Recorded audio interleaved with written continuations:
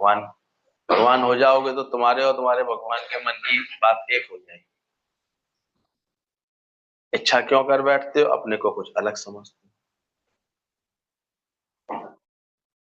क्यों नहीं तुमको ऐसा लगता कि तुम और तुम्हारा परमात्मा एक है? अब भगवान ही करा रहा है जो करा रहा है। हमको तो बस जीव बनना है, फिर कुछ माम कायम मायम जो है भावना इच्छा रखनी है, और फिर यही बोलते रहेंगे कि देखो मेरे मन का छू और है और मालिक के कुछ और। तो झगड़ा मचाते रहते हैं। क्यों नहीं बोलते मेरे मन में अब वही रह गया है जो मेरे मालिक के मन। Thy will be done O lord, thy will not my will. अब भगवान तेरा ही, तेरी भावना, ये बुजुर्गियत की निशानी होती है। बुढ़े लोगों के मुंह से निकलता है, मैं था तो ऐसा था, मैं ऐसे करता था, मैं ऐसे करता। जो गुरुमुख सही हो जाते हैं वो कभी फिर ऐसी बात है नहीं। उनके पास हमेशा कुछ नई योजना होती है, कुछ नया करने का भाव होता है, एक्टिव होते हैं। जैसे हम देखते हैं कि अगर आपकी सत्संग की लगन है ना, तो आपके पास ये नहीं होगा कि अब क्या करें। अच्छा कल यहाँ जाना है सत्संग, अच्छा परसों वहां जाना है सत्संग, अब ये बात है, अब इससे मिलना है, शहर जाना है, ऐसे करना। कुछ ना कुछ आपके पास ऐसा आगे की फ्यूचर की कुछ ना कुछ प्लानिंग हो। ऐसे ही नहीं कि अरे क्या करें अब, ऐसे नहीं। कुछ ना कुछ उसको लगन रहती है। कभी अपने को ऐसा कभी अकेले भी बैठना पड़ता है तो भी उसमें बड़ा आनंद में रहता है। आज चलो इस मन इंद्रियों को रेस्ट कराते हैं, आगे काम लेना है इस घोड़े को, आज थोड़ा रेस्ट करा। हमेशा ऐसे विल पावर अच्छी, विल पावर ज्यादा आ जाती है। मैं बीमार हूँ, मैं बीमार हूँ, मुझे ये बीमारी है। लेकिन विल पावर छोड़ करके कौन सी पावर करो? will power। मजबूत इच्छा शक्ति, दृढ़ इच्छा शक्ति। और इसके इतना चमत्कार देखोगे कि अगर तुम 90% लाना चाह रहे हो मार्क्स, तो आएंगे। फिर तुम्हारे तुमसे इतनी मेहनत भगवान करेगा, इतनी तुम्हें। कोई बड़ी अच्छी बात बता रहा था, उसके पिता कह रहे थे कि महाराज जी आए हैं, तो भी अपना हाथ दिखा ले। तो वो समझदार था, उसने कहा महाराज जी अगर आपने कह दिया कि मेरे भाग्य में डॉक्टर बनना है, तो शायद कहीं ऐसा ना हो जाए मैं ये सोचने लगूं कि मैं मेहनत क्यों करूं, जब बनना ही है बनना है। और अगर आपके मुख से ये निकल गया कि भाई इसके भाग्य में तो नहीं है डॉक्टर बनना, तो अभी मैं मेहनत करने से फिर रुक जाऊंगा। तो मेरा तो मत ये है कि मैं व्यर्थ में आपको हाथ ना दिखाऊं, और मैं अपनी मेहनत करूं बस। कहते संत भी सच्चे थे, उन्होंने उसको पास बुलाया, बैठाया, बोले यही समझ चाहिए कर्मयोगी के अंदर, ऐसी सोच होनी चाहिए। ये तो भ्रमित लोग हैं जो चले आते हैं हाथ दिखाने, बताना हमारे भाग्य में क्या है, भगवान क्या होगा, कैसे होगा, होगा कि नहीं होगा। लेकिन जो वास्तव में अच्छी प्रबल इच्छा शक्ति वाले लोग होते हैं ना, वो कभी इन भ्रम में नहीं आते कि क्या होगा कैसे होगा। अरे पानी आ रहा है तो चलो अब नहीं जाते, वो तो आ जाते। उन्होंने तो निकाला छाता, निकल आते। तो अपनी विल पावर कैसी है, अपनी लगन कैसी है, अपना भाव कैसा है। तो हमेशा देखना, सच्चा गुरु जो होता है, ब्रह्म ज्ञानी, जीवन का संदेश, अमर जीवन का संदेश लेकर के आता है, और शरीर छोड़ता है तो भी हमारे लिए जीवन का आदर्श छोड़ दो। गुरु का हर वचन क्या तुम्हें शिक्षा देता है? तू अजर अमर आत्मा है। तो ब्रह्मज्ञानी का जीवन हमको अमर संदेश देता है, ऐसा संदेश जो मरता नहीं। आप सोचो, दादा के वचन अभी तक जैसे प्रासंगिक होते हैं, जीवन पर्यंत रहेंगे। कभी गौर करो, ब्रह्म ज्ञान के जो वचन, और सब वचनों में हेर फेर हो जाएगी, और अहम ब्रह्मास्मि तत्वमसि में हेर फेर हो सकती है, विज्ञानानम ब्रह्म में हो सकती है। तो गुरु के मुख से जो महावाक्य होते हैं, तो तो ऐसा संदेश होता है उसमें छुपा हुआ। तो वो हमारे लिए जीवन का आदर्श छोड़ करके जाते हैं, आते हैं, जीवन भर जीते हैं, तो हमारे सामने एक अमर जीवन का संदेश देते हैं, हमारी अमरता में हमको टिकाते हैं। देह विनाशी है, इसको हटाते हैं मन के अंदर से। तो अजर अमर आत्मा है, बार बार ये उपदेश है। तो बोला भोजन मनुष्य को जीवन नहीं देता, अपितु गुरु की मुख से जो वाणी निकलती है वही उसका जीवन है। ये जो सच्चे जिज्ञासु होते हैं वो ये बात जानते हैं। तो एक होता है जन्म मिलना, माँ बाप से क्या मिल जाता है, लेकिन जीवन किससे मिलता है, कैसे जिए। तो बोले भोजन मनुष्य को जीवन नहीं देता, भोजन तो प्राण संचालित करने के लिए होता है। आप देखो भोजन तो सब पहले भी करते थे, लेकिन आज जीवन किस वजह से लगता है, गुरु की वाणी से, गुरु की वजह से। तो सच्चा गुरु होता है, उसके मुख की वाणी जो निकलती है वही जैसे हमको जीवन देता है। इसलिए सच्चे गुरु की बड़ी निशानी बोली गई है, वह ना आश्रम ना मंदिर ना बाहर किसी आडंबर में रहता है, जरूरत नहीं। कोई बात जब बात कर रहे थे कि ऐसे ऐसे तो किसी को समझ में ही नहीं आ सकता आप जिस तरह रहते हैं, कि ज्ञान की ऐसी बातें भी हैं कि समझ भी है। हमने कहा क्या बताएं, लोगों ने इतना भ्रम फैला दिया है। क्या भगवान को, कृष्ण को अगर ये जरूरी दिखता कि सर घुटा करके, तिलक लगा करके, कंठी पहन करके, हर वक्त हाथ में माला लेकर के मुझे रहना चाहिए, क्या भगवान कृष्ण ये रूप नहीं रख सकते, यति का इसका योग नहीं रख सकते।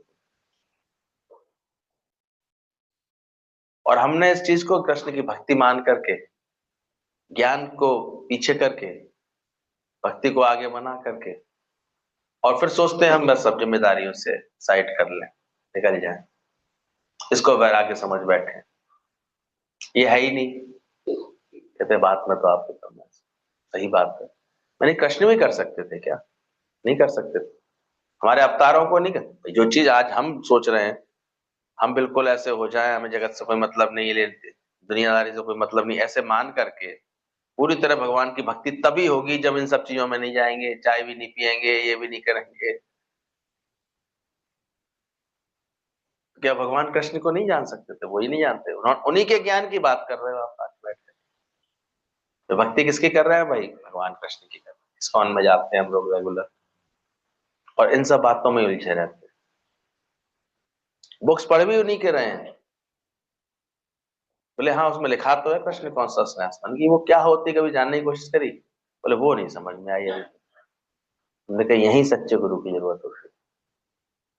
सच्चा गुरु हमको ये कृष्ण कॉन्शसनेस समझा, वो चेतना समझा देता, उसकी वाणी फिर हमारे लिए जीवन बन गया। तो सच्चा गुरु ना आश्रम ना मंदिर ना बाहर के किसी आडंबर को की जरूरत समझता है, उसको जरूरत ही नहीं रहती, सच्चे गुरु की निशानी है उसके पास। बाकी तो देखो दुनिया में आपको सत्संग के नाम पर, गुरुओं के नाम पर कितने बड़े बड़े आश्रम ठिकाने, बड़े बड़े ये सब मिल जाएंगे आप, लेकिन सच मिल रहा है कि नहीं इसकी कोई गारंटी नहीं। भटकते तो देखे हजारों से यहाँ, फिर वहां पर हर तरह का व्यवहार शुरू हो जाता है और कुछ नहीं होता। हम देखते हैं और कोई मतलब नहीं होता, आप उनके आश्रम में घूमने आए, आपने पुस्तकें खरीद ली कि नहीं, आपने जो है दान पात्र में कुछ डाला कि नहीं, आपने जो पूजा की पद्धति से जुड़े कि नहीं, आप ऐसा करिए, इस तरह की चीजें बहुत जुड़ जाती है। कोई बैठ करके रोज आपको ये तत्व ज्ञान बताए, कोई नहीं बताता। ये सत्य की समझ दे कि तू देह नहीं है, तू अविनाशी आत्मा है, ये कोई नहीं समझाता। इसलिए सच्चे गुरु के पास हमको जीवन मिलता है, उसके मुख से जो वाणी निकलती है वही जीवन होता है, उसका जीवन होता है। और जो वाणियां उसके मुख से निकलती हैं वो अपने आचरण में उतारा होता है, इसलिए असर पड़ता है। जब हर संस्था को चलने के लिए माया की जरूरत है, पैसे की जरूरत है, तो कैसे तुम्हें पैसे के आग्रह से मुक्त कर देंगे? कैसे कर पाए? और चाहिए, हमने कि चले जाओ इतना, बोले ऐसे थोड़ी जा सकते, फिर तो पूरी उनकी फॉर्मेलिटी है। क्या फॉर्मेलिटी है? बोले फिर जो भी तुम्हारा है वो सब पहले उनके नाम कर दो। मैंने तो सुना तो मैं हैरान हो गया, मैंने कि ये कंडीशन लगाते हैं क्या? बोले पूरा समर्पित होना है तो फिर अब आपका और दुनिया में कुछ नहीं, आपका जो कुछ है भले बांटा हो, पहले जितना बांटना है बांटा हो, फिर जो कुछ लेकर के यहीं आ जाए। मैंने कहा, तब लगा मुझे कि हमारे दादा भगवान ने कितना सही बात समझाई। हम लोगों को मिथ्या समझाया है, तो जहां बैठे पड़े हैं वहीं पर उसकी आसक्ति से छुड़ाया, वहीं उसकी ममता से छुड़ाया, और सबसे अच्छी प्रेरणा देकर के, ये नियमित सत्संग दे करके, सुबह शाम में सत्संग की लगन में रख करके, कैसे इसके सारे प्रभाव से सारे विकारों को एक सही मर्यादा दे दी, सही रूप दे दी। अब मोह कब का बदल के एक प्रेम के रूप में रह जाता है। उस प्रेम में फिर घर परिवार वाले भी भले ही आते हैं, प्रेम तो सबसे होता है, प्रेम बहने लगा हर किसी के लिए। तो जो पकड़ होती है, जो ममता होती है, वो धीरे धीरे छूट जाती है। आपका जो है 1 लाख रुपए कब कब 1000 लोगों में बट जाते हैं, 100 100 रुपए बट के, आपको कुछ याद ही नहीं रहता, हिसाब ही नहीं लगता कुछ, भूल जाते हैं आप जितना को प्रेम करें, सत्संगत को प्रेम करें, उसके बाद आप याद रखते हैं अपने प्रेम को कि मैंने इसके लिए ये किया, इसके लिए ये किया। और आपके पास 1 लाख रुपए और आपने 50 50 अपने 2 लोगों को दे दिए, तो आप जीवन भर भूल नहीं पाएंगे। आपको याद रहेगी, इसको 50 दिए, इसको 50 दिए, वापस तो करे, कुछ नहीं के मस्ते तो करे, अच्छे से बात तो करे। तो यही दुनिया में होता है, हम अपना प्यार जो है बस अज्ञान के कारण हम दो हमारे दो में बांट करके एक झूठी आशा से बंध जाते हैं। अब हमें इन्हें पूछना है या फिर बाद में इन्हें हमें पूछना है, और अटकते रहते हैं, भूल जाते हैं जो हो रहा है उसके हुक्म से हो रहा है, होने दें उसको ऐसे। तो ज्ञान से रोज गुरु ये प्रैक्टिस कराता है। गुरु के मुख से जो वाणी निकलती है वही जैसे जीवन होता है। ना शिष्य ना सेवक, रखता है सही समझ देता है, करता के हाथ हजार, सच्चे गुरु की निशानी है। उसके इर्द गिर्द कोई शिष्य सेवक नहीं। हाँ, अपना आप जान करके कुछ लोग प्रेम में भले ही उस संगठन कार्य को करते दिखाई देते हैं, लेकिन उसके अंदर में ये भाव नहीं आता ये कोई मेरे शिष्य हैं कि ये सेवक हैं, या मेरा इन पे हक है कि मुझे ऐसे करवाना चाहिए, इनको इनका इतना नहीं अकल आती, इनको नहीं सोचता, ऐसे नहीं गुरु कभी सोचता, क्योंकि वो जानता है ये तो सौदा प्रेम का। बाकी जो अपने को प्रेम से जोड़े रखता है, टहल महल जापको मिले तापे संत कृपा, वो तो कृपा है गुरु की, उसी को मिल जाती है सेवा अपने आप, उसके भाव ऐसे होते हैं। तो बोले अपने भाव से वो आता है। यहां तक दादा ने बोला, वह ब्रह्म को नहीं जानता जो ये कहता है मैं ब्रह्म को जानता हूँ। बड़ी टेढ़ी सी बात है, जो ये घोषणा करता है कि मैं ब्रह्म को जानता हूँ, तो वस्तु स्थिति है, वास्तविक स्थिति है कि वो ब्रह्म को नहीं जानता। ब्रह्म को जानने वाला कदाचित ये घोषणा कर ही नहीं सकता। वो जाना तो तुम ही हो जाए, जाना तो दूसरी चीज को जाता है, जो तू खुद है उसको जानना कैसा? भाई जानने के लिए तो कुछ और चाहिए, दूसरा चाहिए, और ज्ञान आत्म ज्ञान है, कोई दूसरा है ही नहीं। मैंने ब्रह्म को जाना, यानी तुम अलग हो, ब्रह्म कोई अलग है। वस्तु को, इसको मैं पहचानता हूं तो व्यक्ति अलग हो गया। यानी ठीक से तत्व ज्ञान का निश्चय होने के बाद ये भी नहीं आता, जानना दूसरों का होता है, स्वयं को नहीं। मैं ही तो हूं। तो ब्रह्म ज्ञान की कुछ सहज एक स्थितियां हैं, वो ऐसे कोई अंदर ही प्रकट हो पाता है, जो कभी भी कोई दम बहाने नहीं देते अपने, किसी तरह का कोई अहंकार उनके अंदर नहीं रहता। तत्वत निरअभिमान, तत्वत के अंदर निर्भर। और अभी भी तुम्हारे, मैं यहाँ सत्संग करती हूँ, यहाँ जाती हूँ, मैंने ब्रह्म को जाना है, तो उसका मतलब ही नहीं है जान लोगे जिस दिन तो तुम उसी के रूप हो जाओ, फिर तो तुम्हारा देह अध्यास पूरी तरह से चला जाए, ये बात पूरी तरह से तुम्हारे अंदर से मिट जाए। तो यही गुरु जी कहना चाहते थे, तुम्हारे अंदर हमेशा सीखने की, आगे बढ़ने की, कुछ अच्छा करने की ऊर्जा हमेशा रखनी चाहिए, शौक होना चाहिए। आत्मा नित्य नूतन है, नित्य नवीन। ये कोई हम लोग को गुरु ने ज्ञान देकर कोई प्राणपंथी नहीं बनाया कोई ऐसे। हम लोग अड़ने और लड़ने वाले जीव नहीं होते हैं। हर मान्यता का, हर एक की भाव का कदर करने वाला गुरु बना देता है, क्योंकि हर घट में किसका वास है? मेरे प्रभु का ही वास है। हर घट मेरा साईं है, वो नियंता है, वो सबसे कुछ भी जो भी चाह रहा है वो करा रहा है। कौन चलावे कौन हिलावे, मन में सुमरन करे। इसलिए ज्ञानी का मतलब ही है कि वो हर एक के साथ बहुत खुश है, बहुत आराम में है। वो जानता है बनी बनाई बन रही है, अब कछु बन नहीं, फिक्स है इसका सब कुछ। तो जो ब्रह्म को नहीं जानता, जो ब्रह्म को नहीं जानता और जो ये कहता है, वह ब्रह्म को नहीं जानता जो ये कहता है कि मैं ब्रह्म को जानता हूं। क्योंकि जानना दूसरों का होता है, स्वयं का नहीं। ये पॉइंट्स बहुत होशियारी से समझना। केवल विश्वास, धीरज और साहस ही गुरु के पास पहुंचने का रास्ता है।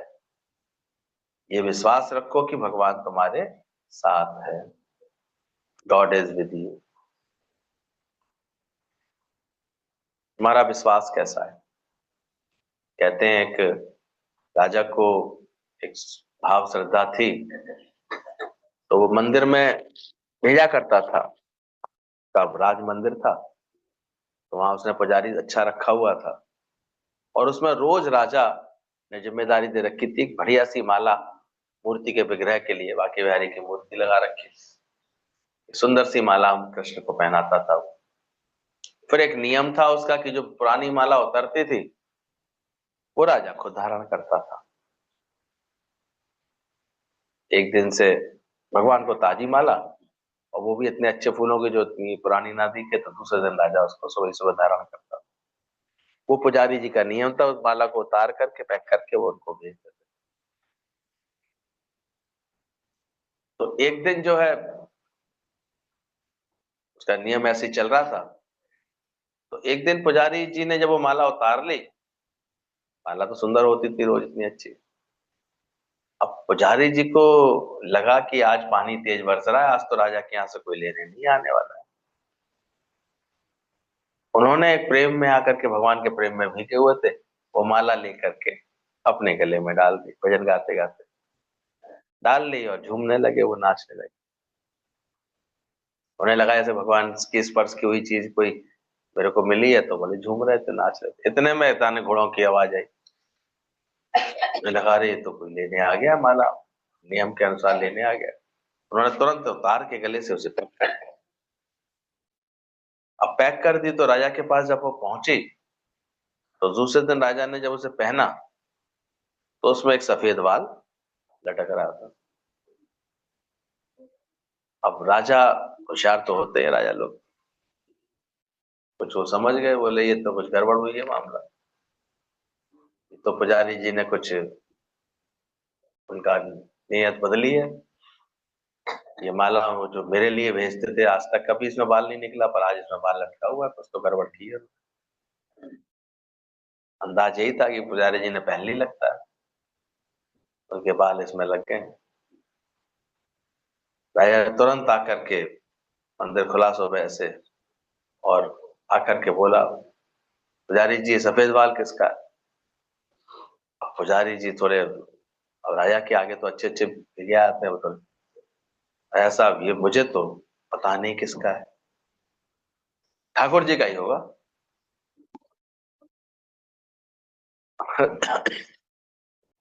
उनके मुंह से ही निकल गया, ठाकुर जी का ही होगा। राजा बोला चलो दिखाओ ना ठाकुर जी के बाल। ठाकुर जी का श्रृंगार उठाया, मुकुट उतारा गया उनका, देख के राजा हैरान हो गया। अब जो है उनके बाल सफेद दिखाई दे रहे थे। राजा भी हैरान, पुजारी जी भी हैरान, बोले ये क्या ठाकुर जी के लिए। उन्होंने बोले लगता है इनको आइडिया लग गया था, इनको पुजारी जी ने, इन्होंने भगवान के बाल सफेद करा दिए रात। तो ये सब पक्के हैं कि नहीं बाल, ठाकुर जी के ही बाल हैं, क्योंकि अक्सर मूर्तियों को तो थोड़ा विक्सा लगा देते हैं। उनने खींचा, खींचा तो खून भी निकला बाल टूटने पर। अब राजा को बड़ा से आश्चर्य लगा। तो ऐसा देख करके कि विग्रह कोई जैसे सच है, तो राजा उस दिन बहुत भाव से झुका उसके आगे। पुजारी तो बिल्कुल ही कांप चुके थे अंदर से, और पूरी तरह भगवान अब तुम ही बचाओ, तुम्हारी इलाज, मेरी कोई दुर्भावना नहीं थी, बस प्रेम बस ऐसा हो गया मुझसे, बस अब बाकी आपके हाथ में, आपको क्या करना कैसे करना आप जाने, दंड देना है कि नहीं देना है ये आप जाने। पर यहाँ तो लीला ही बदल गई थी, भगवान के बाल कैसे हो गए। खेचा तो असली थे। तो दोनों झुके, तब भगवान की मूर्ति से आवाज आई, तुम लोग विश्वास रखो, आज पुजारी तुम्हारी लगन के कारण राजा को भी मेरे में पूरा विश्वास आ गया। अभी तक ये केवल मूर्ति मानता था, आज मुझे ये सच भगवान जान करके चुका है, इसका भी कल्याण हो। तो आप देखो, आप हम जो रखते हैं मूर्ति भी है, ये भगवान की बनाई मूर्तियां, क्या वास्तव में भगवान जानते हैं? गुरु इसलिए इतनी ऊंची भक्ति कराता है, सी गॉड एवरीवेयर एवरीथिंग। कौन है? देव पुरुष। किसी का आचरण अच्छा लगता है तभी तो निकलते हैं ऐसे शब्द किसी के लिए।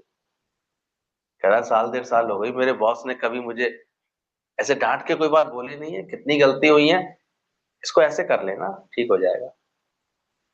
तो होता है कोई कोई, शायद पद भी बड़ा हो, उसे बोलने का डांटने का पूरा हक भी हो, फिर भी कोई प्यार से बात करे तो देखो उसके लिए क्या शब्द निकलते हैं। भाई वो तो देव पुरुष है कोई,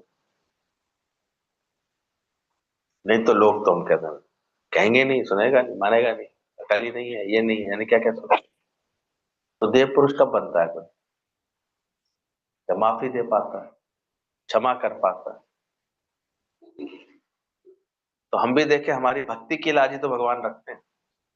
पुजारी इतने भाव से भगवान की भक्ति करते थे, इतनी सच्चाई से करते थे। वो तो जब उन्हें लग रहा था उस दिन की राजा के यहाँ से शायद कोई लेने नहीं आएगा, तेज पानी पड़ रहा है, तो उन्होंने थोड़ी देर के लिए प्रेम बस डाल ली थी वो। उन्हें अंदर में ऐसा कोई भाव नहीं था कि राजा की अवहेलना कर रहे हैं, ऐसा कुछ कर रहे हैं। तो ये समझ है।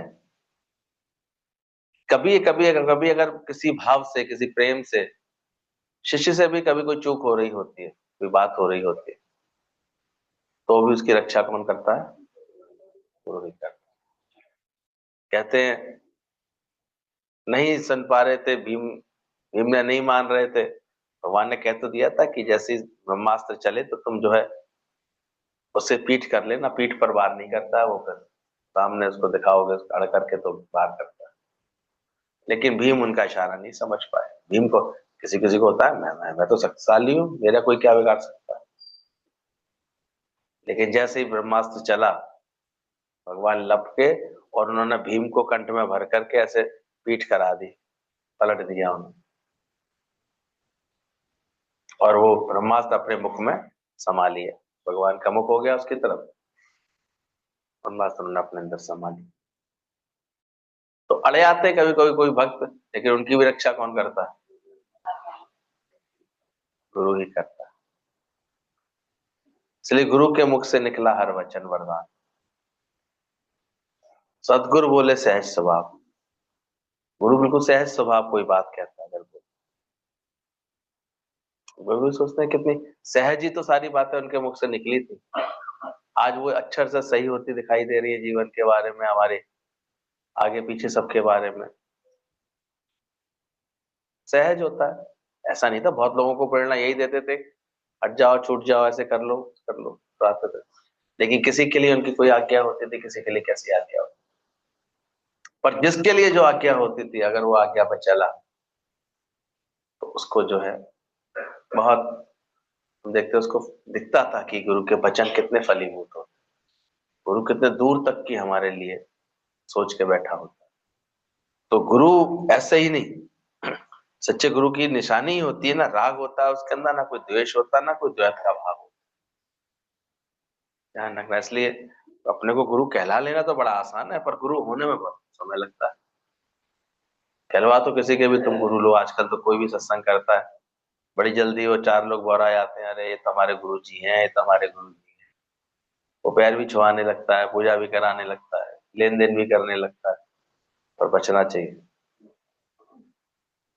सच्चे गुरु की निशानी है कि ना वो शिष्य रखता, ना सेवक रखता, सही समझ देता है, कर्ता भाव नहीं रखता। वो जानता है कि कर्ता के हाथ हजार, तो ना राग है, ना द्वेष, ना द्वेष का भाव, उसके अंदर कोई राग द्वेष नहीं। क्यों नहीं हम आत्मीयता बनाते हर एक के साथ, क्यों नहीं प्रेम बनाते हर एक के साथ? बताओ।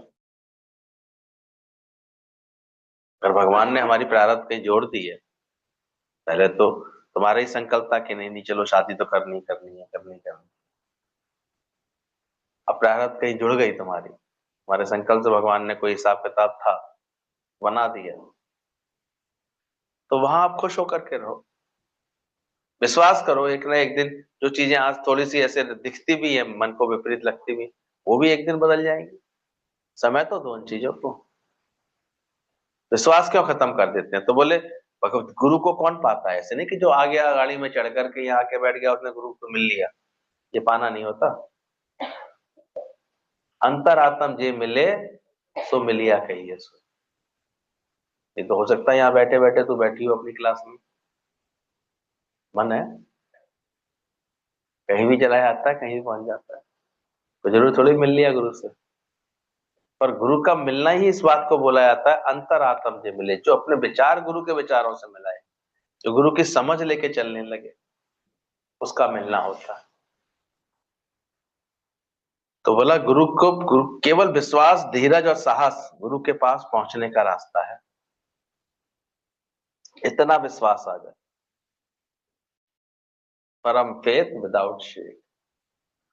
बोला ये विश्वास रखो कि वो तुम्हारे साथ है हर समय, भगवान तुम्हारे साथ।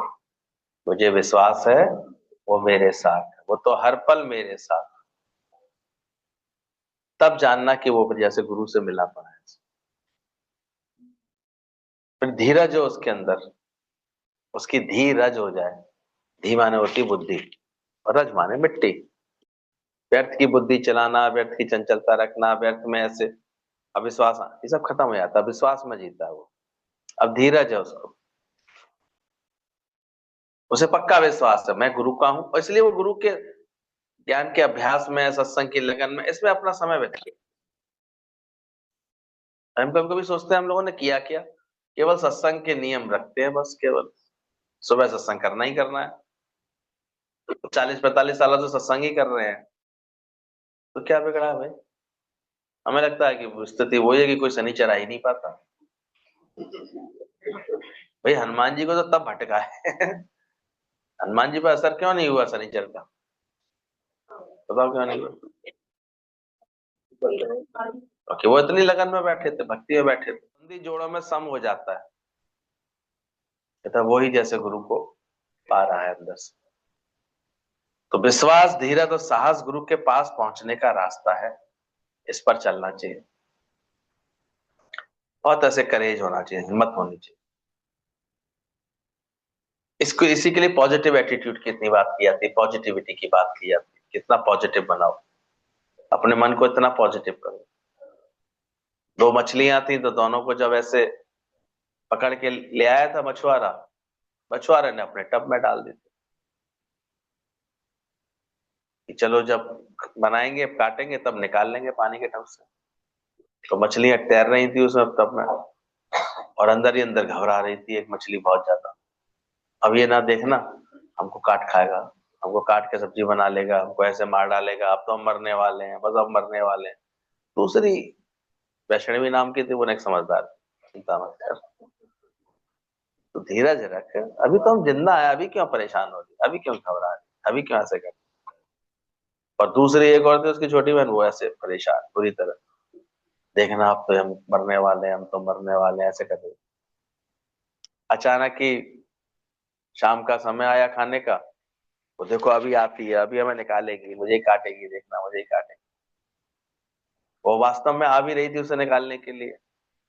ऐसे वो उसको निकालने के ऐसे समय उसके पड़ोस की आवाज आ गई। बोले बहन ऐसे था, हमने सब्जी बनाई थी और हम लोगों को तो एक पार्टी में जाना पड़ रहा है, हम ये सब्जी तुम्हारे पास रख जा रहे हैं, तुम आज इस सब्जी को उपयोग कर लो। पड़ोसी पड़ोसी अच्छे होते तो ऐसा करते रहते। तो जैसी सब्जी आ गई, अब वो फिर उसको निकालते निकालते उसने मछली को फिर छोड़ दिया, चलो फिर कल बनाएंगे। अब वो बड़ी ऐसे दूसरी वाली कह रही थी, बोले देख मैंने कहा था ना, विश्वास रख भगवान, हिम्मत रख, अभी नहीं मौत हमारी आ रही, अभी नहीं कटना पड़ेगा। तो अभी नेगेटिविटी क्या कहती है, अभी नहीं तो कल।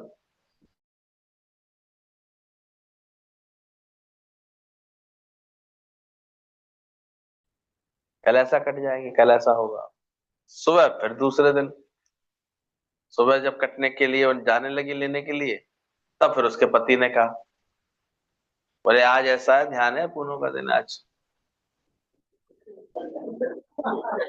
क्या बता, ये पूनों एकादशी भी अच्छी आती है, अच्छे खाने पीने बदल जाते हैं सब घरों में। ये आज जो है चावल नहीं बनेगा, हमने कहा, आज क्या बात है, चावल कहाँ गए, आज एकादशी नहीं थी आज। बढ़िया बात है। तो दूसरे दिन इसलिए बच गई। अब वो बार बार क्या है कि आज भी नहीं तो शाम को कटेंगे, कहीं तो कल कटेंगे। लेकिन पॉजिटिव वाली कहती है तू धीरज तो रख, विश्वास तो कर, तू भगवान की भक्ति तो कर, देख अभी तक तो भगवान ने बचाया हुआ है। अचानक ही रात की में जो है जोर की झमाझम बारिश हुई। जिस जगह रखा हुआ था वो टब, उसके ऊपर की टीन में एक छेद था, और छेद में से खूब पानी उसके ऊपर गिरा टब के अंदर। टब लबालब हो गया, ओवरफ्लो हो गया। उसके संग बहती बहती वो पानी में सब नाली में पहुंच गई, नाली से सीधे नाले में, और नाले से सीधे अपने ठिये नदी में पहुंच गई। मैं कह रही थी तो संकल्प तो कर, मैं बचूंगी तो बची आई। तो बार बार ये संकल्प कर, मर जाऊंगी मर जाऊंगी, तभी तू घबरा रही थी। तो गुरु भी हमें क्या सिखाता है, ऑलवेज भी आई कैन। आई कांट सोच लिया तो क्या हो जाएगा तुम्हारे साथ, इजीली हो जाता है कांट। हम देखते हैं किसी की, उसी की भावना से, उसकी अपनी नेगेटिविटी से कांड हो जाता है। कांड, अरे नहीं मिलेगा, देखना जा रही हूँ, वो बात नहीं करेंगे ढंग से, तो वास्तव में नहीं करेंगे। वो हमें देख के हमेशा ऐसा ही करते हैं तो हमेशा ही ऐसे दिखाई देगा। हमारा सुबह उठते ही कांड सा नहीं हुआ था, कांड हो जाता है। देखना मैं कुछ कर रही हूँ, इन्हें पसंद ही नहीं आता है। अब सास कुछ भूल जाएगी, इसी में इतने में ही भूल जाएगी, इतने में कुछ कह जाएगी वो, क्योंकि तुम्हारा मन क्या कह रहा है सारे समय, नेगेटिविटी में, उन बातों को लेकर, परिस्थितियों को लेकर के नेगेटिव हो रहा है। तो गुरु का ज्ञान हमें क्या बनाना चाहता है, कौन सी वाली मछली बनाना चाहता है, कि हमेशा हम अच्छा तो सोचे अपने दिलो दिमाग में, अच्छा तो फील कराएं अपने को, शुक्राना तो करें परमात्मा का, तहे दिल से बार बार शुक्राना तो निकले अंदर से। तो इसलिए विश्वास धीरज साहस यही गुरु के निकट लाते हैं हमारे। तो हमेशा हर बात में जैसे बिल्कुल अच्छा होगा, ठीक होगा, बढ़िया हो रहा है, उसमें क्या बात है, भगवान अच्छा ही कर रहा है। तेरे फूलों से भी प्यार, तेरे कांटों से भी प्यार, जो भी देना चाहे दे दे करता है। जब एक बार चलो किसी चीज के लिए हमने सब तरह की टेस्टिंग करा ली, तो फिर निश्चिंत होकर के छोड़ देना चाहिए, कहीं हमारे ख्यालों से ही कुछ ना बन रहा होगा। और अपने को खूब ठाका मार मार के हंसाना चाहिए, ऐसे खुश रखना चाहिए, उन्हीं परिस्थितियों में नाचना चाहिए। और हम तो कहते हैं बड़ा भाग्यशाली होता है जिसे सत्संग मिल जाए, जिसको जीवन में मिला उसको हर घड़ी, तो ये समझना चाहिए। और गुरु से अपना लिंक जोड़े रखना चाहिए हमेशा, कोई बात है तो गुरु से बात करके चलना। तो ये व्यक्तिगत जीवन में क्षमा तो उत्तम गुण है, अच्छा गुण है। क्षमा करने की गुरु भी हमें आज्ञा देता है, कि क्षमा करने की प्रेरणा देता है, कि माफी दे दो, पार्डन, माफी करो। बदला लेने का सुख घड़ी भर का, क्षमा करने का सुख आनंद। लेकिन एक बात और देखी जाती है, समझनी चाहिए इसको। बोले राजा को अपराधी को सजा देनी ही चाहिए। सोचो, ऐसे जन साधारण लोगों के लिए क्षमा करना उनके लिए इनकी प्रकृति में आना चाहिए। लेकिन जो न्यायाधीश है, जो राजा है, जो किसी बड़े जिम्मेदारी वाले पद पर बैठते हैं, कहते हैं उनके आचरण में अगर वो क्षमा करेंगे तो सेंसिबल पलटी, उनको नहीं क्षमा करना चाहिए। ये कुछ उसूल होते हैं, उनको एक सही व्यवस्था बनाने के लिए दंड देना चाहिए। तो बोले राजा को, भगवान को अपराधी को सजा देनी ही होगी, अन्यथा व्यवस्था बिगड़ जाएगी।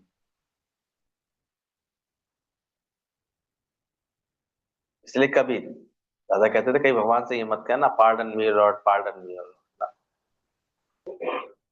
कभी भगवान से क्षमा नहीं मांगो, punish me for every fault, otherwise since will multiply. भगवान से क्या प्रार्थना करनी चाहिए? हे प्रभु, मुझे हर कर्म की सही सजा देना। और होते इसके उल्टे हम बिल्कुल हमेशा भगवान से क्या मांगते हैं? प्रभु क्षमा कराएंगे, भगवान क्षमा कर दे। इसीलिए फिर पाप कर्म करते रहते हैं। जब समझ उल्टी होती है तो ऐसे करते रहते हैं। गलती माफ हो, सही सुनी माफ हो, ये समझ। पर गुरु उसके विपरीत बात समझाता है। भगवान से हमेशा न्याय की प्रेरणा कर, और अपने को इतना साहसी, इतना मजबूत बनाना चाहिए कि कोई भी बात है उसको हम ऐसे सहन कर सकते। उससे आपका जीवन अच्छा बनता है। अगर नहीं, अगर मांगते सजा नहीं मिलती ना, तो देखो, आप देखो राजा रामचंद्र जी को, उन्होंने कौन सा निर्णय लिया? खुद अपने आंखों से सीता की परीक्षा ली थी, अपने सामने ली थी, पूरी तरह विश्वास था उन्हें, सीता के सुंदर आचरण पर पूरा विश्वास था उनको, अच्छी तरह सब जानते थे, लेकिन फिर भी क्या था, उन्हें राजधर्म की मर्यादा निभाने के लिए क्या करना पड़ा? सीता को भेजना पड़ा। इसलिए कहते हैं जो कभी ऐसे महत्वपूर्ण पद पर बैठे होते हैं जिन्हें, उनको बहुत और सावधानी रखनी चाहिए। उनको नहीं आ क्या, आप गुरु, आपको भी तो क्षमा कर देना चाहिए हमें। वो क्षमा करेगा तो तुम्हारे फिर कर्म कट नहीं पाएंगे, तुम्हारे जीवन फिर अच्छे नहीं हो पाएंगे। इसलिए गुरु को, राजा को हमेशा क्रोध करने का भी और सत्य करके, ऐसे बिल्कुल न्याय करके हमें सजा देने का पूरा हक होना चाहिए। और गुरु से भी क्या मांगते हैं हम? पास खातिर। आप उससे तो कुछ नहीं बोले, हमसे क्यों बोल रहे हैं? ऐसे ऐसे फालतू की बातें सोचते, पर गुरु झिड़के तो कभी नहीं, सुन के ही जा रही, समझ के नहीं जा रही। गुरु जो कहे जो करे ऐसे। लेकिन हाँ, ये ध्यान रखना चाहिए, गुरु भी सच्चा वही होगा जो कभी अपने स्वार्थ के लिए नहीं सोच रहा होगा, तब है वो गुरु। कोई ऐसे ही गुरु नहीं बनता, ध्यान रखना। तो बोले ना, जो ना राग होता है ना द्वेष होता है ना, जिसके अंदर कोई द्वैत का भाव हो, तब उसको बोला गया ये गुरु पद, तब उसको सचता है। आज क्या लेना देना, सोचो दादाजी काम लो, कोई अपेक्षा है, कोई चाहना है? तो मतलब उसके अहंकार को ठीक करना था ना। अक्सर हम कोई भी अच्छा कर्म करते हैं, साथ साथ क्या कर रहे होते हैं? तो अहंकार कौन मिटाएगा? कि तुमने तपस्या भी की तो इस बात का अहंकार कर लिया, अब तो मैंने 21 साल तपस्या की, अब तो भगवान को मैं दर्शन देने ही हूँ। तो भगवान जब प्रकट हुए तो यही पूछते हैं ना उससे, कि बता रहम करूं या तेरे ऊपर दया करूं, या तेरे को न्याय करूं तेरे साथ? तो कहता भगवान न्याय कीजिए, मैंने 21 साल तपस्या की है। बोले न्याय तो फिर यही है, अब ये पत्थर तेरे सर के ऊपर रहेगा 21 साल, न्याय की बात अगर पूछ रहा है। भाई तू इसके ऊपर चढ़ के बैठा जिसको तू तपस्या कह रहा है, अभी चपट पत्थर तेरे ऊपर रहेगा, न्याय तो ये है। तो मतलब ये अहम जो हम पाल लेते हैं ना, हम तो इतने अच्छे हैं, हमें तो मिलना ही चाहिए, हमारा तो हक बनता है, हम तो ऐसे, ये नहीं होना चाहिए कभी। तुम करो भला हम भलो ही जान, ऐसे लगना चाहिए। भगवान तुम भला ही कर, ईश्वर जो भी करता है अच्छा ही करता है, भला ही करता है। तो बोले व्यक्तिगत जीवन में क्षमा उत्तम गुण है, पर भगवान राजा को तो अपराधी को सजा देनी ही होगी, अन्यथा व्यवस्था बिगड़ जाएगी। भगवान अकर्ता है, समर्थ है, पर तुम्हारा मन चलायमान है, जिससे दूसरों के अवगुण तुम्हारे मन में आ जाएगा। इसलिए भगवान को, अगर भगवान तुम्हें सजा ना दे, तुम्हारे किसी कर्म के लिए तुम्हें ना सावधान करे, ना तुम्हें उसका प्रणाम दिखाए, तो तुम्हारे अंदर तो जो है अवगुण तुम्हारे मन से जाएगा नहीं फिर। भगवान का तो ये है, गुरु तो हम देखते हैं सब करके भी भूल जाता है। अभी सजा भी दी किसी को, दूसरे पल उसको याद नहीं रहेगा, क्योंकि उसका अंदर से तो सबसे प्रेम ही होता है गुरु का। ये भी जो गुरु से तो निकट बैठते हैं वो समझ पाते हैं कि गुरु का कितना प्रेम होता है। किसी को दंड दे करके भी वो एक तरह से प्रेम ही प्रदर्शित कर रहे होते हैं, वो प्रेम ही होता है। और उस गुरु की इस बात पर चल करके शिष्य अपना उद्धार कर लेता है, बन जाती है बात। जैसे कितने ऐसे दृष्टांत सुनाते हैं ना, सोचो। वो इतना समर्पित था, मेहनत करके लाता था, लकड़ी काट करके आश्रम की सेवा करता था। फिर भी गुरु ने क्या पूछा, तो भोजन कैसे करता है? बोले गुरु जी जो भंडारे में बचता है, बनता है, वो मैं प्रसाद के रूप में ले लेता हूँ। बोले तो भंडारे में तूने क्या किया? सेवा तो तूने संगत की भंडारे की, लेकिन भंडारे में जमा कुछ नहीं कराता, बिना जमा कराए खा लेता है। तो फिर वो ऐसे अब अलग से लकड़ी काटता था, वो बेचता था, फिर भंडारे में 2 पैसे जमा कराता। तो 2 2 बार राउंड उसके जंगल के लगते थे। पहले एक बार गुरु के लिए बेच के आता था, फिर अपने लिए कभी बिकती थी कभी नहीं बिकती थी ऐसे, लेकिन उसे गुरु के वचन को पालन करना। कहते हैं ऐसा करने से धीरे धीरे, और उसको भी कुछ बात हो गई थी, तो गुरु ने कहा, दूध लेने आता था तो फिर उसको बोला दूध तो मैं दूध पी लेता हूँ गाय का। तो गुरु ने कहा गाय गाय गाय जो है आश्रम की है, उनका दूध तू कैसे पीता है? तो फिर वो ऐसे झाग निकलता था, वो खा लिया करता था। बोला झाग उनके बछड़ों के लिए होता है, तो कैसे चाट लेता है? तो वो भी करना बंद किया। तो उससे थोड़ा दुर्बल हुआ, तो उसकी आंख की रोशनी चली गई। भूख में फिर वो उसने जंगली पत्ते खा लिए, तो उसकी रोशनी चली गई। ऐसी ऐसी कथाएं आती हैं, प्रसंग आते हैं। और आंख की रोशनी जाने से वो कुएं में गिर गया लकड़ी लाते हुए। पर कुएं में भी गिरे गिरे वो लकड़ी कहाँ रख रहा था? सबसे ऊपर, गीली ना हो जाए, आश्रम की सेवा में देर हो जाए। जब वो गिरा तो एकदम गुरु दौड़ करके आया उसके लिए, उसको आवाज लगा के ढूंढा, निकाला। कहता गुरु जी पहले लकड़ी को निकालो, लकड़ी बांध रहा हूं मैं, इसको आप ऊपर फेंको। फिर जब उसको ऊपर निकाला, तब कहते हैं गुरु ने उसको कंठ से लगा करके, क्योंकि परीक्षा लेकर के ही तो गुरु देख चेक कर पाएगा कि तुम्हारा अंदर। ये तो आजकल तो सब अपनी डिग्निटी, अपना अभिमान ये सब बना के रखते, इसलिए गुरु पद, गुरु समान ऐसे मन बन ही नहीं पाता है। आप ही बताओ कैसे बने? तो परीक्षा ली आएगी तभी तो एग्जाम में देते हैं बच्चे, तभी तो उस क्लास में पास होकर दिखाते हैं। हम लोग कहाँ परीक्षा दे रहे हैं? जब गुरु की लगन में रहते हैं और गुरु परीक्षा ले लेता है कि हाँ इसको तो अब कोई बात भी नहीं लगती, कोई ख्याल भी नहीं चलता, इसका तो मन शांत रहता है, ये तो किसी बात हर बात में राजी है, ये तो सबसे प्रेम करता है, सबके संग मिक्स होकर के रह लेता है, कैसे भी चलता है। अब इतना निमाड़ा जिसका मन होता है, शिकायत आती नहीं है जिसके मन में। लोगों को तो पता नहीं कितनी कितनी शिकायत बना के चले जाते हैं। पर हम लोग कभी अपना पुराना याद करते हैं समय, सब व्यवस्था हमने तो अपने सामने बनते हुए देखी है लखनऊ में। छोटे से छोटी छोटे पैराडाइज को, फिर छोटे पैराडाइज के पास जेंट्स के लिए व्यवस्थाएं बनने लगी रहने की, फिर वो रहने लगे। तरह तरह से गुरुजी फिर सावधान करते थे, ऐसे करते थे। वहां हम लोग जो है, अब कोई कोई ऐसे भी आते थे अपनी आदतें नहीं छोड़ पाते थे, तो फिर उनको फिर सुधारना पड़ता था, गुरुजी करते थे।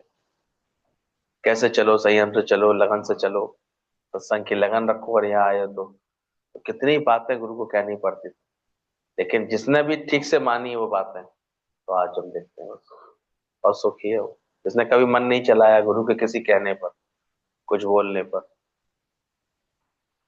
तो राजा और गुरु को ये अधिकार होता है, और इसी से हमारा विकास होता है। किसी को सजा देता है तो वह भूल भी जाता है, क्योंकि वह उससे प्रेम भी रखता है। ये नहीं है कि गुरु को याद रहता हो। बोले सताने वाले से बदला मत लो, क्योंकि बदला लेने की खुशी एक दिन की और क्षमा करने की खुशी सदैव की होती है। ये संगत के लिए। अब तुमको गुरु को भी तो, अब गुरु और उसके लिए नियम बदलते हैं, वो हमारे कल्याण के लिए। लेकिन जनरल बात यह है कि सताने वाले से बदला नहीं लो। बदला लेने का सुख एक दिन का है और क्षमा करने का सुख अनंत है। एक लड़कों में झगड़ा हुआ तो एक लड़के ने चाकू ऐसे लगा दिया तो उसका बेटा मर गया। वो माँ सत्संग सुनती थी, लखनऊ के लकड़ी टीले मोहल्ले का। आज सत्संग में आती थी गुरु जी के पास। बेटा मर गया तो बात पुलिस वुलिस केस सब बन गया, सब हो गया। सब कह भी रहे थे ऐसी ने मारा, ऐसी ने मारा। पर जब माँ की गवाही मुख्य हो गई कि भाई आप क्या चाहती हैं इस केस में, तो कहती है देखो, अगर मारा भी होगा इसने तो मैं नहीं चाहती हूँ कि इसको कोई सजा मिले। आप इसको छोड़िए, भले इससे कैसे भी इसकी कोई भी इंटेंशन रही हो, झगड़ा रहा हो, इसका लालच रहा हो, इसका आपसी बैर हो, कोई बात उसने किया है, पर मैंने अपना बेटा तो अब खो दिया, वो तो लौट के आएगा। तो ये भी किसी का बेटा है। कोई इसको सही बात समझा करके, थोड़ा सा ऐसा आपको करके आप इसका केस वेस नहीं बनने दो। तो जब आकर के गुरु जी से उसने बताया, गुरु जी का अच्छा तुमने ऐसे किया है, ये थाने में जाकर के। बोले हाँ, मुझे लगा कि मैं क्यों बेकार में, बेटा अब आ तो जाएगा नहीं मेरा, लौट के तो आ नहीं सकता। लेकिन बाद में गुरुजी बताते थे देखो, उसने उस समय इसके ज्ञान से इसने क्षमा भाव रखा, तो अब वो ही बच्चा जीवन भर के लिए इसके पुत्र का रोल इसका निभा रहा है, इसकी हर बात की संभाल करता है। तो क्षमा का गुण बड़ा है कि नहीं?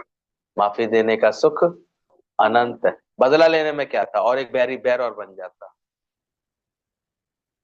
अंदर करवा देती है, चल सजा करवा देती, तो वो भी 14 साल बाद कहता बुढ़िया को भी देता। अब ये किस समय आप कैसे क्षमा कर पा रहे हैं? जरा जरा गलतियों पे लोगों को हम ऐसे कुछ भी बोल देंगे, कुछ भी कर देंगे, कुछ भी ऐसे सजा दे देंगे। तो ये जो है, गुरु कहता है ये फिर ज्ञान के बाद बदलना चाहिए, तो क्षमा करने का गुण आना चाहिए। क्षमा बड़न को, उम्र में बड़ों को नहीं, जो क्षमा करता है वो क्या हो जाता है, बड़ा हो जाता है, उसका दिल बड़ा हो। तो क्षमा बड़न को चाहिए। और जो छोटे हैं, छोटी सोच के हैं, गलत सोच के हैं, उनको उत्पाद, वो भले उत्पाद मचाए। तभी तो बोला गया, क्या भगवान का घटा, तो प्रभु की लात खाने पर भी वो उल्टा उसका पैर सहला रहे थे भगवान विष्णु। भृगु ऋषि ने उनकी परीक्षा ली, उनकी छाती पर प्रहार भी किया, फिर भी भगवान विष्णु ने क्या आचरण दिखाया, वो उसके पैर सहलाते हुए यही बोल रहे थे कि मेरी तो वज्र जैसी छाती। ऋषिवर आपके पैर में कोई चोट तो नहीं है। तो जो अपने प्रति किए गए अपराध को सह लेता है, क्षमा कर देता है, तो बोला सताने वाले से बदला मत लो, क्योंकि बदला लेने में की खुशी एक ही दिन की होती है, लेकिन क्षमा करने की खुशी सदैव। तो जब हम छोटी छोटी बातों में इसको हम पहले राग द्वेष मनाते थे, झगड़ा बनाते थे, तब माफ करना सीख जाते हैं, क्षमा कर देते, तो फिर हमारे जीवन में एक तो फालतू की बातें इधर उधर चर्चा करना ही खत्म हो जाता है। फिर हम माफी दे देते हैं, भुला देते हैं, भले सावधान रहो आगे के लिए, लेकिन माफी देने का सुख अनंत है, बदला लेने का सुख क्षण है। बाकी ये चीज पर्सन टू पर्सन, और उसकी क्या, किस तरह का अपराध किसी ने किया है, इस पर भी निर्भर करता है। पर हृदय में फिर भी क्षमा भाव रहना चाहिए। क्षमा कर सके हम। तो क्षमा करने की खुशी सदैव रहती है। भाव की और ऐसे व्यक्ति की आवश्यकता है जो तुम्हें ऊपर की ओर उठाएं और हमेशा भलाई के लिए सोचें। बोले ऐसे भाव की और ऐसे व्यक्ति की गुरु रूप में आवश्यकता रहती है जो तुम्हें हमेशा ऊपर उठाए और हमेशा जो है हमेशा भलाई के लिए ही सोचे। इसलिए आशावादी और प्रसन्न चित्त रहो और तुम सदैव उस परम कृपा को ग्रहण करने का स्वभाव बना लो। समझना, दादा ने कितनी जो है सोच सोच के पॉइंट बनाए हैं इतने अच्छे से। एनकरेजिंग पॉजिटिव, और सब इंग्लिश में लिखे हुए हैं उनके। Encouraging positive, cheerful and hopeful and loving attitude of guru towards you is needed, you must have form a receiving attitude. मतलब तुम्हारे अंदर ऐसा तुम्हारे जो भाव जगा सके, जो तुम हमेशा उत्साहित करे, एनकरेज करे, ऐसे गुरु की आवश्यकता होती है। ऐसे नहीं कि बस चिल्ल पुकार मचा करके हमेशा तुम्हें डाउन कर दे, पुश कर दे, ऐसे कर। इसलिए गुरु का रोल बहुत इंपॉर्टेंट होता है। आज आज हम लोग जो आज इतना आनंद पाए, तो क्यों पाए? ये सब थे उनके चरित्र। कभी धिक्कारा नहीं, कभी ऐसे कह नहीं किया, कभी कमजोर नहीं बनाया, हमेशा एनकरेजिंग बोले शब्द, हमेशा चढ़ाने वाले शब्द बोले। बोले एनकरेजिंग पॉजिटिव, चीयरफुल, होपफुल, ऐसे भाव की और ऐसे व्यक्ति की आवश्यकता होती है जो तुम्हें ऊपर की ओर उठाए, हमेशा भलाई के लिए सोचे। कोई आता था, दादा मुझसे ये गलती हो गई, बोले कोई बात नहीं, ऐसी गलतियां तो हमसे भी हो जाती थी। तो एक सेकंड में उसके अंदर में उसकी नेगेटिविटी हट जाती थी। बोले आज हमने बदला, तुम भी कल अपने को बदल सकते हो। ऐसा सुनने को मिले जब गुरु से, तब जाकर के अंदर से हम बदलता है, तब जाकर के मन बदलता है। और ऐसे कोई अकल नहीं है, इतना भी नहीं आता तो मैं ये भी नहीं कर सकते, तो फिर क्या? उसमें हम फिर बदल नहीं पाते, हमारी ईगो आ जाती है। तो एनकरेजिंग हो, पॉजिटिव हो, ऐसे व्यक्ति की आवश्यकता होती है गुरु रूप में जो तुम्हें ऊपर की ओर उठाए। तो ऊपर आनी आत्मा की ओर तुम्हें प्रेरित करे, हमेशा सत्य में तुम्हें टिकाए, आत्म भाव में तुम्हें टिकाए, हमेशा भलाई के लिए ही सोचे। गुरु करना कल्याण ही जाने। सच्चा गुरु होता है तो हमारा क्या करता है? मतलब उसकी हर आज्ञा में कल्याण छुपा होता है, बात छुपी होती है। और सबसे बड़ा तो कल्याण इसी बात में होता है कि वो हमको रोज किसकी आज्ञा दे देता है, रोज हमें क्या नियम बना के दे देता है। ये सत्संग भगवान से जोड़ देता है। इसलिए गुरु हमेशा हमारी उन्नति चाहता है। गुरु की हर बात में भलाई होती है। आशावादी और प्रसन्न चित्त रहो और रहे और तुम सदैव उस पर परम कृपा को ग्रहण करने का स्वभाव बनाओ।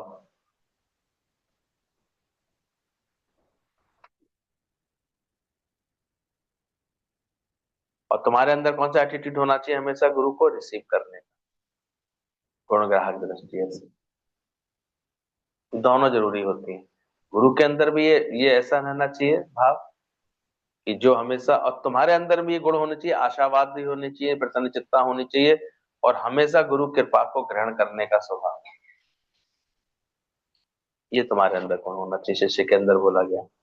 और गुरु के अंदर हमेशा ऐसे पॉजिटिव होना चाहिए, भलाई के लिए बात करने वाला होना चाहिए। ऐसे गुरु की आवश्यकता होती है जो हमेशा आशावादी रहे। देखो सच्चा गुरु कभी भी किसी से आशा नहीं उतारता है। आज हमें कितना भी समय लगता है अपने जीवन को अच्छा बनाने में, लेकिन गुरु कभी आशा नहीं होता। कोई बात, फिर अभ्यास, फिर अभ्यास, फिर आगे बढ़ो। और फिर हम देखते हैं धीरे धीरे धीरे धीरे असर आने ही लगता है। फिर से मेहनत कर, फिर से खुशी कर, फिर से अच्छा अच्छा सोच, जल्दबाजी नहीं कर। 2.5 साल लग गए थे उसको अपने घर परिवार वालों को ये समझाने में कि मेरे पास एक डिग्री है और मैं ये जॉब कर सकती है। हाँ, तो लड़ भिड़ के बराबर कर देते हैं।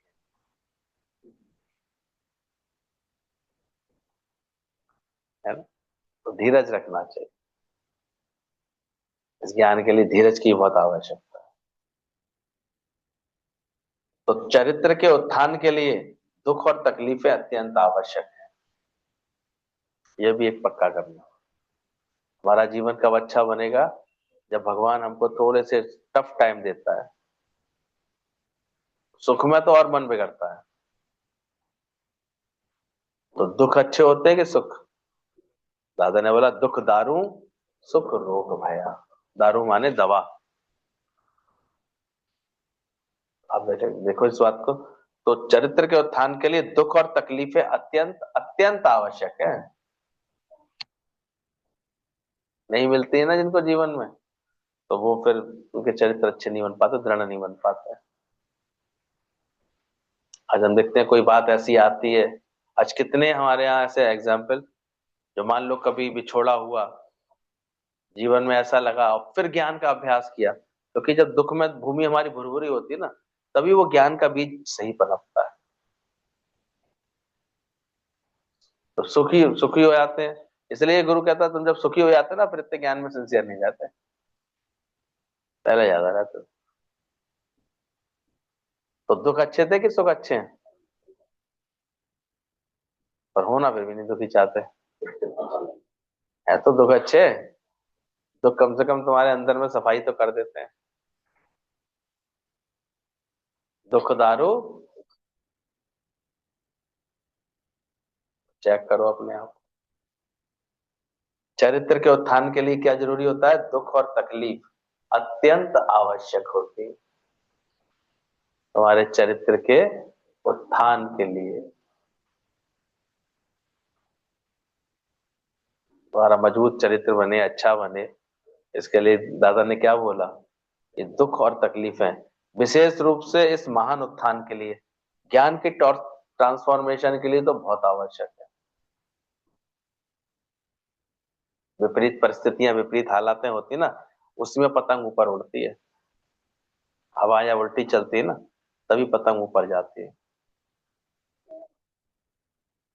जब से विपरीत परिस्थितियां मिलनी बंद हो गई हैं, देखो, ज्ञान का अभ्यास कम ही हो गया हुआ। पूछो अपने आप से।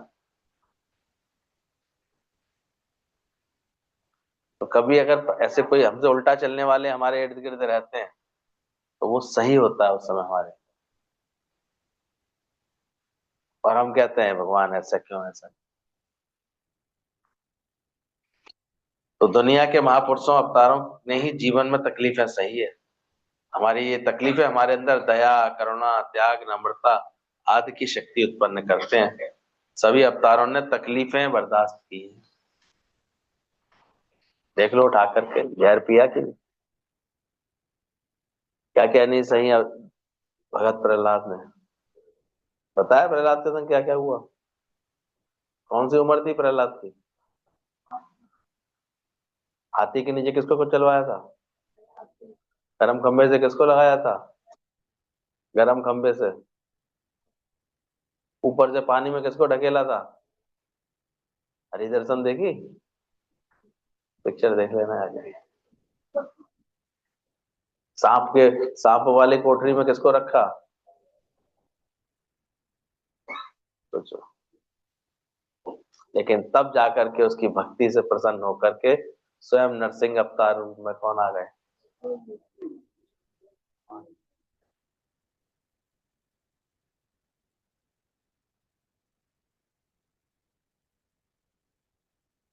जहर का प्याला मीरा को दिया।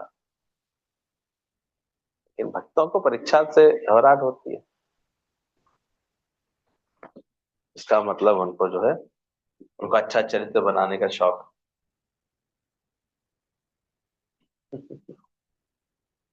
देख ले, pains and sufferings are necessary for the development of characters, especially in the higher phases. सोचो, दुखों में अगर चोट खाई ना होती,